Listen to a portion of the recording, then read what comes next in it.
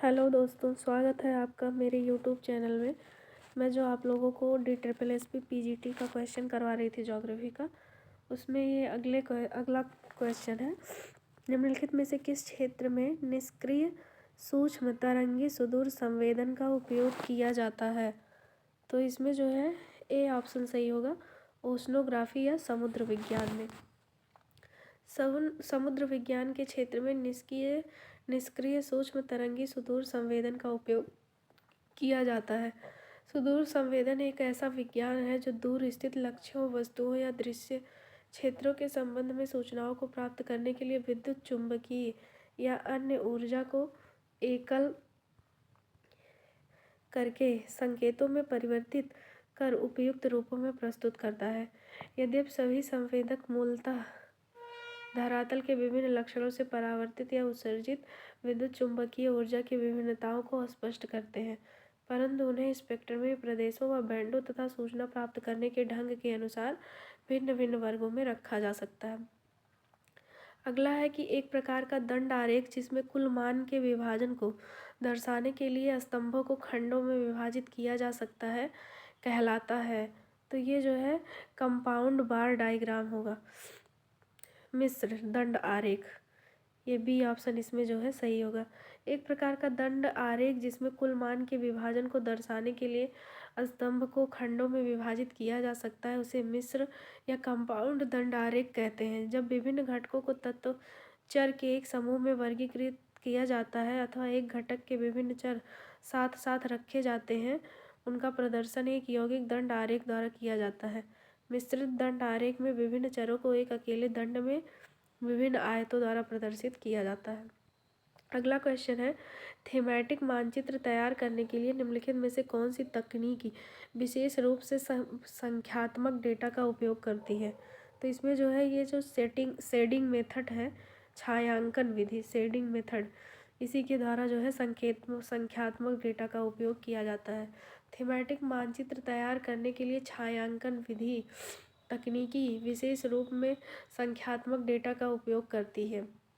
Thematic मानचित्र में विभिन्न विशेषताओं को प्रस्तुत करने वाले आंकड़ों में आंतरिक विभिन्नताओं के बीच तुलना दिखाने के लिए आलेख और आरेख उपयोगी प्रयोजन प्रदान करते हैं। अगला क्वेश्चन है, पूरा ब्रूम क्रम वीक्षण स्कैनिंग ऑपरेशन सबसे पहले निम्नलिखित में से किस उपग्रह में किया गया था? तो इसमें जो है बी ऑप्शन सही है, स्पॉट 1 में। स्पॉट 1 बी ऑप्शन इसमें सही है। व्याख्या देखते हैं इसका। पुश ब्रूम क्रम वीक्षण स्कैनिंग ऑपरेशन सबसे पहले स्पॉट फर्स्ट उपग्रह में किया गया था। यह उपग्रह फ्रांस द्वारा अप्रैल 1985 में अंतरिक्ष में पृथ्वी से 822 किलोमीटर की ऊंचाई पर प्रक्षेपित किया गया था। अगला क्वेश्चन है, कैडेस्ट्रल मानचित्र को निरूपित करने वाले मानचित्र हैं। इसमें दिया है विश्व के अत्यधिक सामान्यीकृत मानचित्र, दूसरा है पृथ्वी की सतह के अभिलक्षण, सी है संपत्ति या भूखंड के खंड या भूखंड, और डी है पृथ्वी की सतह के सांस्कृतिक परिदृश्य। तो कैडेस्ट्रल में जो है ये संपत्ति या भूमि के खंड या भूखंड आते हैं। सी वाला सही होना चाहिए, देखते हैं। हाँ, यही सही है। कैडेस्ट्रल मानचित्र संपत्ति या भूमि के खंड या भूखंड को निरूपित करने वाला मानचित्र है। कैडेस्ट्रल मानचित्र बृहत मापनी मानचित्र होता है। इसमें कृषित भूमि की सीमाओं का निर्धारण कर तथा नगरों में व्यक्तिगत मकानों के प्लान को दर्शाकर उनके स्वामित्व को दर्शाने के लिए बनाया जाता है। यह मानचित्र सरकार द्वारा विशेष रूप से भूमि कर, लगान की वसूली एवं स्वामित्व का रिकॉर्ड रखने के लिए बनाए जाते हैं। इसे गाँव की भूसंपत्ति मानचित्र 1:4000 की मापनी पर तथा नगरों का मानचित्र 1:2000 और इससे अधिक मापनी पर प्रदर्शित किया जाता है। अगला है कि निम्नलिखित में से किस स्थिति में सेंसर रिमोट एक स्पेक्ट्रम पर छोटी वस्तुओं का भी पता लगाने में सक्षम होता है? तो इसमें जो है सी ऑप्शन सही होगा, जब स्थानिक विभेदन उच्चतर होता है। When the spatial resolution is higher. जब स्थानिक विभेदन उच्चतर होता है तो सेंसर रिमोट एक स्पेक्ट्रम पर छोटी वस्तुओं का भी पता लगाने में सक्षम होता है। स्पेक्ट्रम विभेदन अलग अलग बैंडों के तरंग दैर्ध्य अंतरालों को दर्शाता है। किसी संसूचक के उच्चतम प्रत्युच्चर के 50% पर अंकित अंकित किया गया तरंगदैर्ध्य अंतराल को उस संसूचक का स्पेक्ट्रम विभेदक कहते हैं। इस प्रत्येक स्पेक्ट्रम बैंड बिंबों पर अलग अलग स्पेक्ट्रम प्रदीप्त घनत्व को दर्शाता है। अगला है कि निम्नलिखित में से कौन सा शंक्वाकार मानचित्र प्रक्षेपण के गुणों में से एक नहीं है। तो इसमें जो है सही ऑप्शन कोई दिया नहीं है। इसकी व्याख्या देखते हैं। शंक्वाकार प्रक्षेप ना तो समक्षेत्र है ना ही यथाकृतिक प्रक्षेप है तथा शंकु प्रक्षेप को ध्रुवों को एक चाप या एक बिंदु के रूप में दर्शाया जाता है। सभी समांतरक संकेंद्रित वृत्तों के चाप होते हैं तथा मानक समांतरक के साथ स्केल सही होता है। शंकु प्रक्षेप की रचना ग्लोब में किसी एक अक्षांश पर समांतर को स्पर्श करते हुए एक विकासनीय शंकु पर यामोत्तर एवं समानांतर रेखाओं के जाल की छाया को प्रक्षेपित करके की जाती है। इस अक्षांश समांतर को मानक अक्षांश समांतर या शंकु प्रक्षेप कहते हैं। अगला है नदी के पानी के बिंदु प्रदूषण में निम्नलिखित में से क्या शामिल होता है। तो इसमें पहला दिया है वर्षा के कारण पिघल रही बर्फ, बी दिया है वनों की कटाई के कारण मृदा अपरदन, सी दिया है कृषि क्षेत्रों से प्रदूषकों का निर्वहन और डी दिया है अर्बन सीवेज ड्रेन्स। तो इसमें जो है डी ऑप्शन सही होगा, शहरी मलजल नालियाँ। नदी के पानी के बिंदु प्रदूषण नगर पालिका क्षेत्र का सीवेज स्थल एवं फैक्ट्रियों का बहिस्राव स्थल तथा शहरी मल जल नलियाँ आदि को शामिल किया जाता है। उत्पत्ति के आधार पर जल प्रदूषक के स्रोतों के दो प्रमुख भागों में वर्गीकृत किया जाता है। पहला है बिंदु स्रोत प्रदूषण और दूसरा है अबिंदु स्रोत प्रदूषण। बिंदु स्रोत प्रदूषण के अंतर्गत ऐसा प्रदूषण आता है जिसमें प्रदूषक जल के निश्चित स्रोत से आते हैं, जबकि अबिंदु स्रोत प्रदूषण के अंतर्गत ऐसे प्रदूषण को शामिल किया जाता है जिसमें प्रदूषकों का बहिस्राव किसी पृथक स्रोत से नहीं होता है। इसमें प्रदूषक एक विस्तृत क्षेत्र से आते हैं। उदाहरण के लिए शहर के वर्षा जल का बहाव, कृषि क्षेत्र का बहाव, धोबी घाट, खुले में शौच तथा पशुओं के शव इत्यादि। अगला है अधिकतम ओजोन घनत्व डैश डैश की ऊंचाई के बीच पाया जाता है। तो इसमें जो है एक सेकेंड, इसमें ए ऑप्शन सही होगा कि ये 20 से 25 किलोमीटर की ऊंचाई तक पाया जाता है। अधिकतम ओजोन घनत्व तो 20 से 25 किलोमीटर की ऊंचाई के बीच पाया जाता है। ओजोन का अधिकांश भाग लगभग 90% समताप मंडल की निचली परत में 15 से 35 किलोमीटर के बीच पाया जाता है। समताप मंडल में ओजोन का निर्माण लगातार पराबैंगनी किरणों द्वारा होता रहता है। वायुमंडलीय ओजोन का मापन डॉप्सन स्पेक्ट्रोमीटर द्वारा किया जाता है। ओजोन का सर्वाधिक सांद्रण 22 किलोमीटर की ऊंचाई पर होता है। अगला क्वेश्चन है निम्नलिखित में से कौन सा संवहनीयता का गुण नहीं है। तो इसमें जो है संवहनीयता का गुण नहीं है। ए दिया है कि पारिस्थितिकी कार्य, बी दिया है पारिस्थितिक संसाधनों की निरंतर आपूर्ति, सी दिया है पारिस्थितिक संतुलन बनाए रखना और डी दिया है अनुकूल पारिस्थितिक मांगों को पूरा करना। तो डी इसमें सही है। संवहनीयता का गुण अनुकूल पारिस्थितिकी मांगों को पूरा करना नहीं है, जबकि पारिस्थितिकी कार्य पारिस्थितिकी संसाधनों की निरंतर आपूर्ति एवं पारिस्थितिक संतुलन बनाए रखना इत्यादि संवहनीयता के प्रमुख गुण हैं। अगला क्वेश्चन है झील के पानी में किस पदार्थ की उच्च सांद्रता से फेफड़ों का कैंसर होता है। तो इसमें जो है बी ऑप्शन सही होगा, एस्बेस्टस। झील के पानी में एस्बेस्टस पदार्थ की उच्च सांद्रता से फेफड़े का कैंसर होता है। एस्बेस्टोसिस रोग इसे कहते हैं। कैडमियम प्रदूषण से इटाई रोग होता है, जिससे हड्डियों एवं जोड़ों में तीव्र दर्द होता है। सीसा युक्त जल से एनीमिया, सिर दर्द, मांसपेशियों की कमजोरी एवं मसूड़ों में नीलापन आदि प्रभाव दिखाई देते हैं।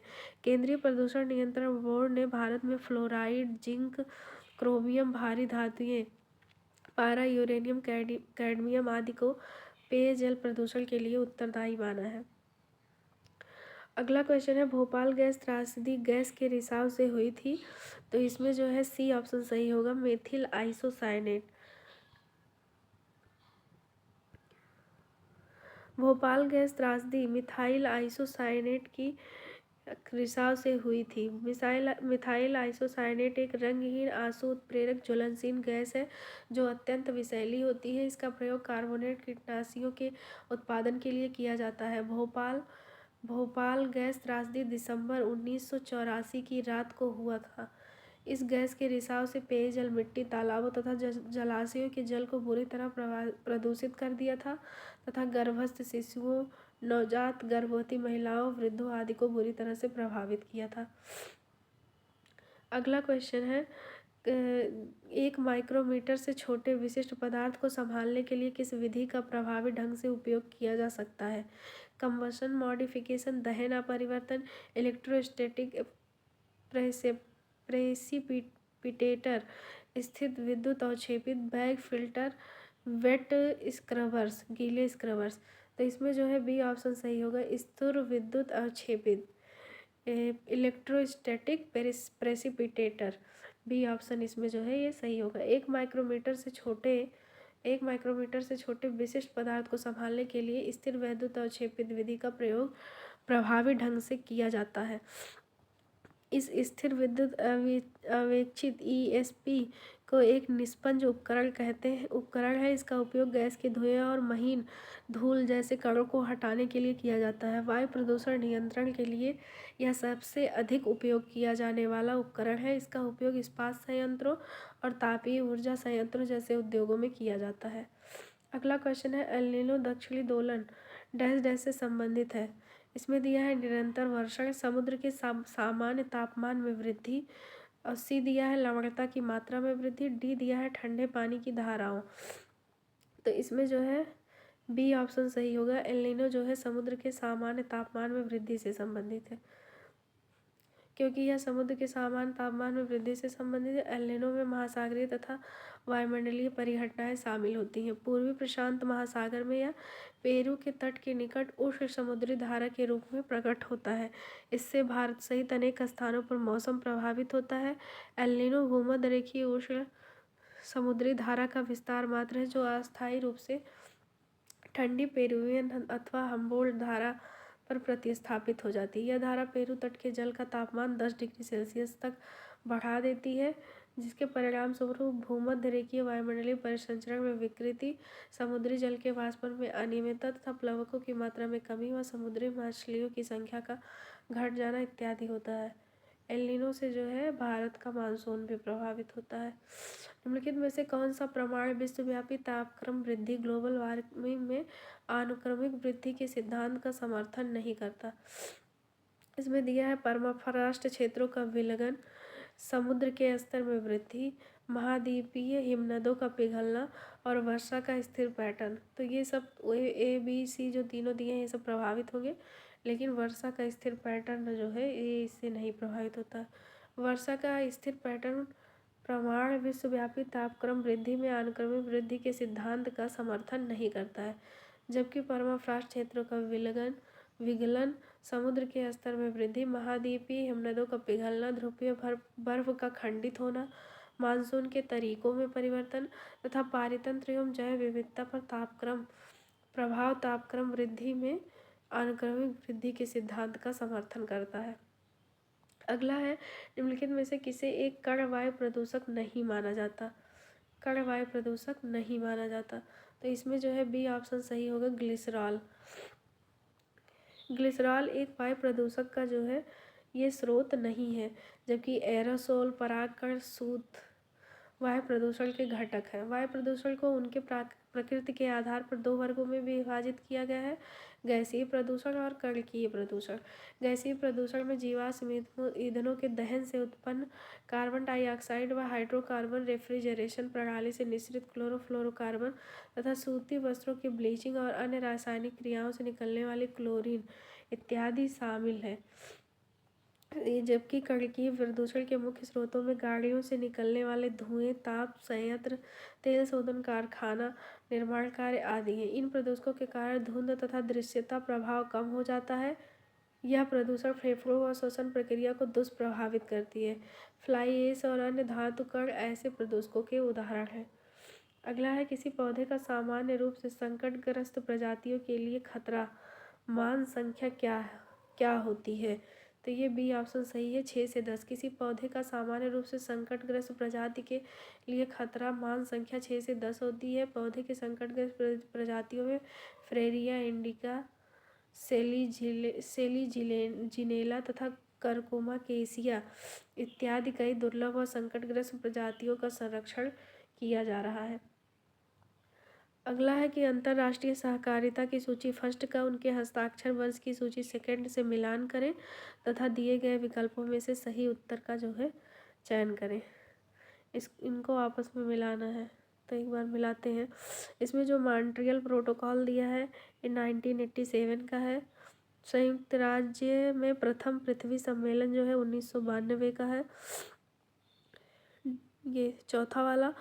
और प्रथम विश्व जलवायु सम्मेलन और COP10 देखते हैं। ए में दूसरा और बी में चौथा, ए में दूसरा और बी में चौथा, तो बी ऑप्शन इसका सही है। मॉन्ट्रियल प्रोटोकॉल 1987 में, संयुक्त राज्य प्रथम पृथ्वी सम्मेलन 1992 में, प्रथम विश्व जलवायु सम्मेलन 1979 का है।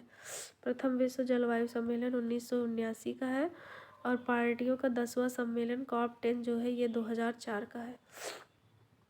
अगला क्वेश्चन है कि भारतीय में गरीबी के संदर्भ में निम्नलिखित के कारणों के रूप में से एक के रूप में पहचाना जाता है। पहला, तीव्र जनसंख्या वृद्धि को गरीबी के कारणों में से एक के रूप में पहचाना जाता है। दूसरा है, भारत सरकार ने लोगों को खाद्य सुरक्षा सुनिश्चित करने के लिए सार्वजनिक वितरण प्रणाली शुरू की है।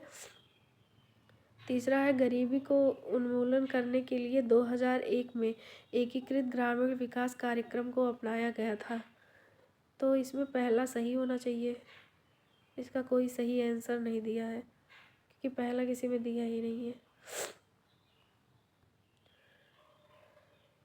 बाकी आगे का जो है अलग टॉपिक आ जाता है। इसमें PGT का क्वेश्चन है 2018 का।